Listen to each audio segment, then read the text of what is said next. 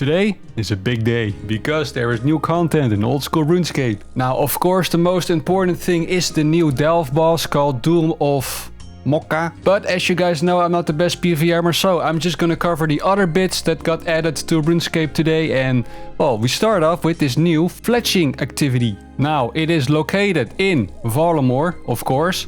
But for quick travel you can use the Theyre ring, or you can use a Quetzal, which is, I believe, automatically unlocked. And then you're right here, right in the Fletching activity place. To start the activity, first you have to do a very small tutorial. You have to talk to this guy over here, Ranulf. And they basically go over how you make a totem, how you decorate it, and pretty much what the whole activity will look like. Now, it's very short and it explains pretty much everything. One thing to note is that you do not have to bring different types of logs. You can just bring the highest log that you can fletch or use for these totems. But yeah, it doesn't take too long, and after you're done, you're free to do the fletching activity. So, about the activity. In total, there are 8 totems that you have to do. And right here, my beautiful paint artwork, I highlighted every location of a totem and also a teleport locations. And I guess there's gonna be some theory crafting of which is gonna be the fastest route.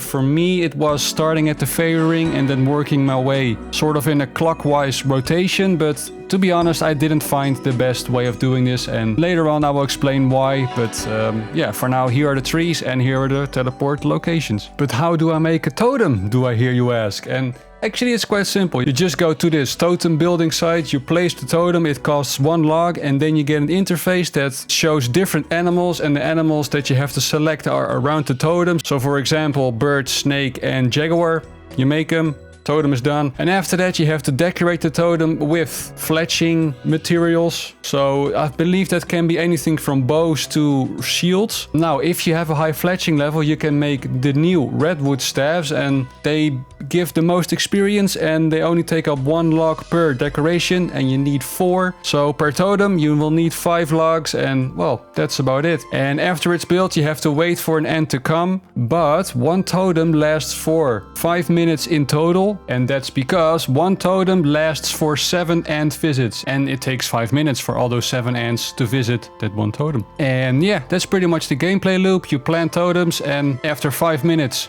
you harvest them for your rewards. Whoa. And with those rewards, one thing you can do is talk to Ranulf, and you can exchange Veil resource points for these 4 items. Now, every 100 Veil offerings will give you 1 point, I believe. So if I do the hasty rummage, I got 2 bird nests. Nice. But I now also have 1 more Veil resource point. And I believe that if you do 1 tree completely correct, then you get 105 points. So 1 tree equals to 1 Veil resource point. Which means that you need to complete 350 trees for a fletching knife. And let's see, 250 for a bowstring spool. But here it says multiple spools can be combined to increase capacity. So I guess you need to buy a few of these, but for the fletching knife, 350 trees. Also, of course, Green Man Mask and the End Branch. I'm not sure what the Green Man Mask is, to be honest. I think it's just fashion. The End Branch is a new ingredient for the Ethel darts. So, yeah, it's cheaper. Okay, what is this? I was just wondering because I was looking at my beautiful artwork over here. And I was like, okay, that must be a Quetzal, right? It would be nice if I can teleport to this place to finish my loop, whatever. But it's not a Quetzal place, it's a guide. And you can follow it somewhere, so let's do it. Yes, please. It doesn't cost anything. You don't have to unlock anything because I didn't.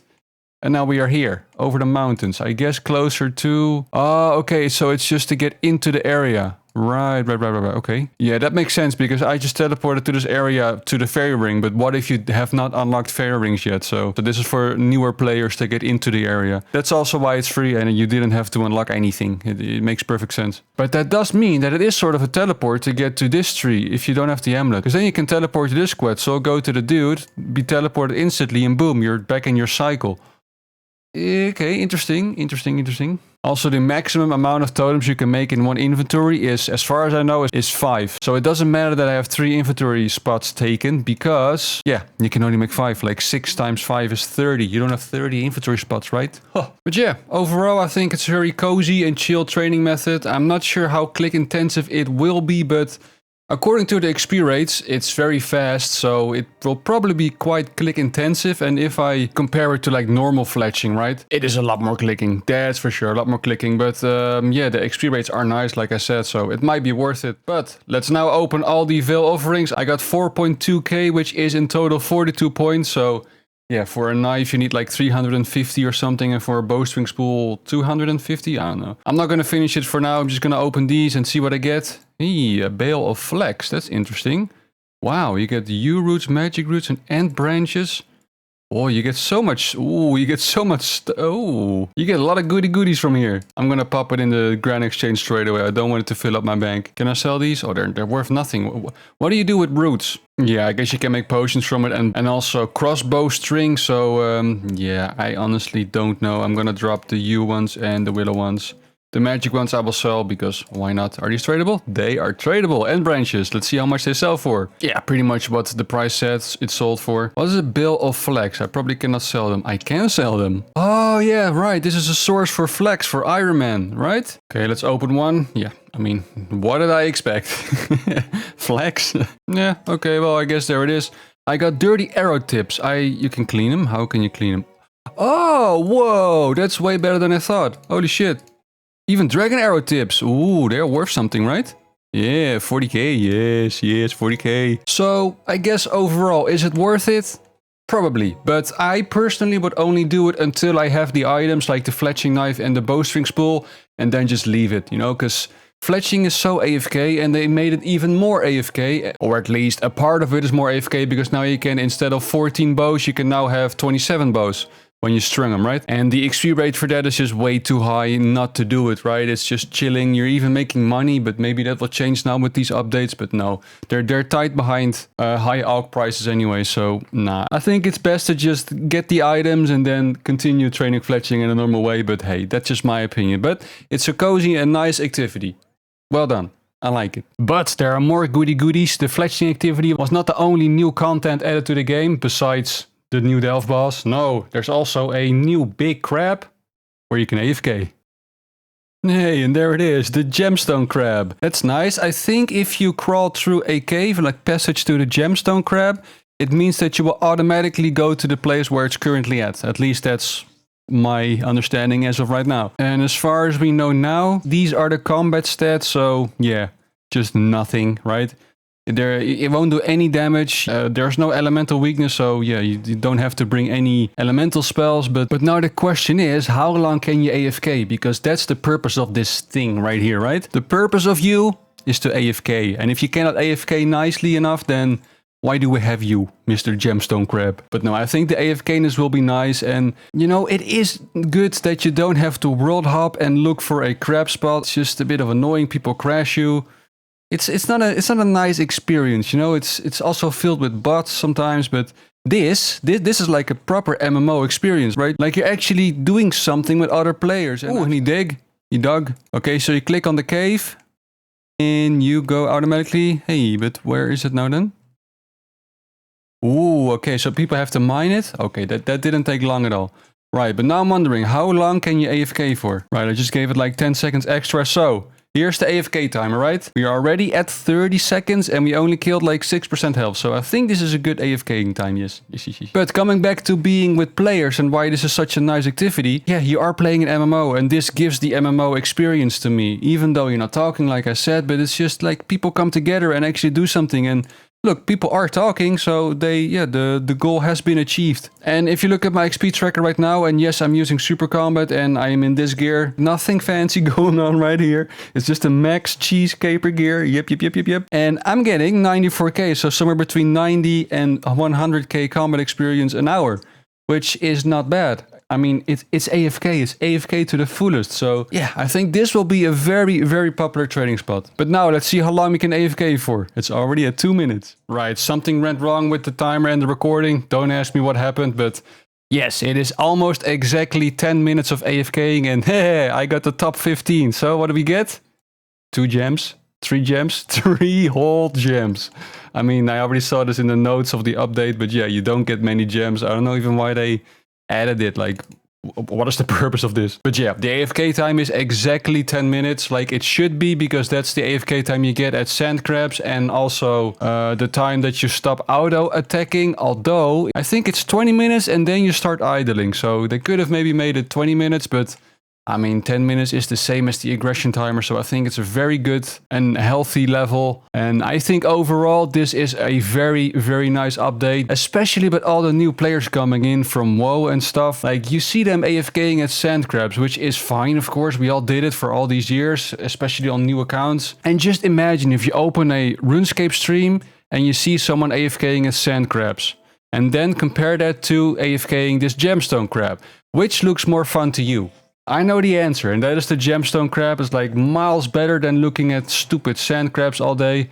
This is so much better, and you can even do it with the streamer, which could be a bad thing, because yeah, you might have to disable your public chat if you do that, but I mean, yeah, I think it's a very good thing. This gemstone crab, it really hits the spot. It really hits the spot. Right, and now I'm just exploring a little bit. Let's see what the island has to offer more, but yeah, apparently you get teak trees that are very close together and mahogany trees, so this could maybe be a new forestry hotspot, maybe, if people adapt to this. Probably not. Probably people will stay in Prevdinus, but for people that haven't unlocked Prevdinus yet, then yeah, this looks like a pretty decent place. Also very cozy. Look at this little hippo. Look at this little capybara. And let's see if I can go into here. This is called the, I don't know. I'm sorry, travel up X to the crypt that's restricted. You may not. Yeah, this. So you have to do the quest for this, which is annoying, but yeah. Also, look at these new trees. They look very cool, man. Like the person who made this, look at them all. They're like a combination of yew trees and normal old school trees. They did a very good job. Also, we get a new fruit tree patch, and how quickly can you get to this patch? You can use the Quetzal right here. Yeah, it's not bad. Also a, what is this? A Calcret patch and a flower patch. Well, also something that was not covered on the update post. I'm not even sure if it did, but I saw something that's called a dragon nest, and you can actually enter it. I just tried. I have no idea what's in here, but hey, the name suggests something. I think it's full with dragons. Yeah, there it is. Okay, cool. So I think it's filled with blue dragons and red dragons, and that's about it. Maybe there's black dragons over there. No, but they look like, no, okay. It's only blue and red dragons, and yeah, I guess we have plenty of these nowadays, but it's still nice. Like, the best place is the Myths Guild, I believe, but the spawns are bigger here. That's for sure. And unlocking the Myths Guild can be a little bit annoying on a new account, so maybe this is a nice shortcut to there. Safe spots, there are plenty of safe spots. Yeah, I mean, not bad, I guess. Not bad, not bad. And the last thing that I wanted to cover is that we now have a sawmill that is closer to the bank than the woodcutting guild. I'm pretty sure that this is now the closest, because look, it's right there, right? You can easily see it. It must be closer than the woodcutting guild. Maybe I'm missing something. Maybe there was already a new method of obtaining planks quicker than this, but look at it. It's right there. Bank, and you can make your planks right here. Mahogany. Boom. Mahogany planks in my inventory. And look, one click bank. That's pretty nice.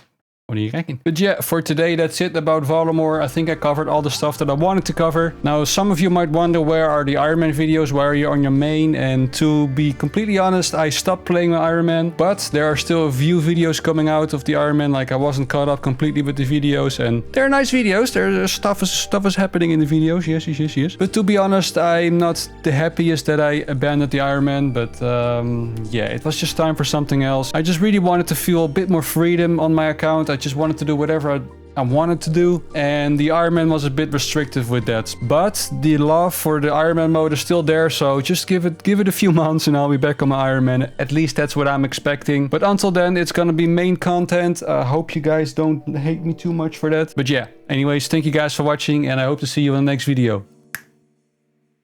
Doei!